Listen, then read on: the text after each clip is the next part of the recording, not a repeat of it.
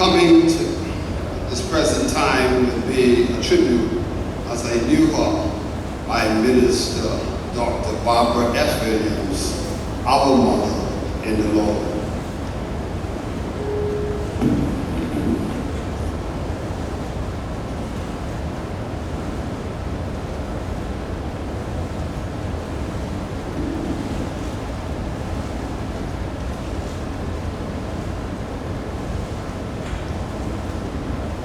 Good morning. I love you all. Colin is my cousin. Mildred Kemp-Ferguson was a woman of prayer, a woman of faith, a woman of God, whose commitment, dedication, and unselfish sacrifices were solid foundational pillars of her ministry, eventually positioning her here to the rare platform of female pastor, distributing to the necessity of saints and sinners, given to hospitality. Registered nurse, community nurse, clinical nurse, wife, mother, biologically and altruistically, compassionately, she served and allowed others, especially the youth, to serve. She possessed great culinary skills.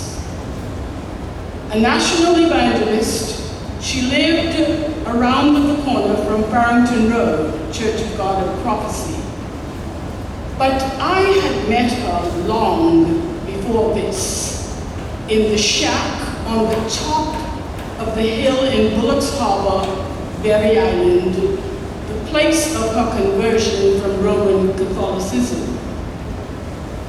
There I met also her sister, Joyce Penniman, deceased, Bahamas Air agent, who would take me up in the tower to watch the flight coming in, and she always secured a seat for me, no matter how overbooked the flight was. Sorry for those whom she bumped off. She was the mother of Minister Michelle Roker, the late wife 1 year ago of Bishop Anthony Templeton Roker. On a mission to Berry Island, early one morning I heard a knock on the church's front door. I was living in a little room in the church. It was Sister Kemp's husband, Melvin. Sister Barbara, Sister Barbara, Sister Barbara, I brought you some breakfast. He had caught some fish and fried 2 of them just for me. They had a son who bore his father's name, Melvin. There are other children, but the names I hear most are Melanie and Craig. Thank all of you for taking good care of your mother. Thanks also to family and friends. In Abaco, Brother Ferguson used to fill their home, both locations, with his melodious organ music.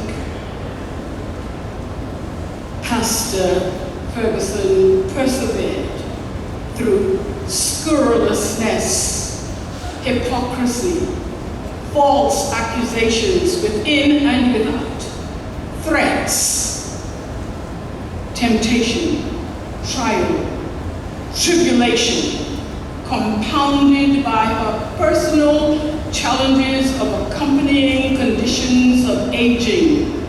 But she pressed. She pressed. Directed by the Spirit in the face of the impending Hurricane Dorian, she boarded the flight to Abaco, getting in not long before Dorian struck. She and some of her parishioners hunkered down in her home. Someone had asked her for permission to ride out the storm in the church.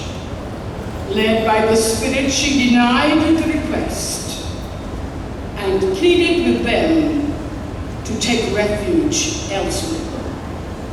Had that member gone to the church, the story would be different because the church was severely damaged. Pastor Ferguson and her members survived in one room of her home. The rest of her home was totally destroyed. What a God. When relatives from Nassau were able to get to Abaco to rescue her and bring her back to Nassau, she refused to leave the storm-whipped Abaco until she knew her members were put in a safe place.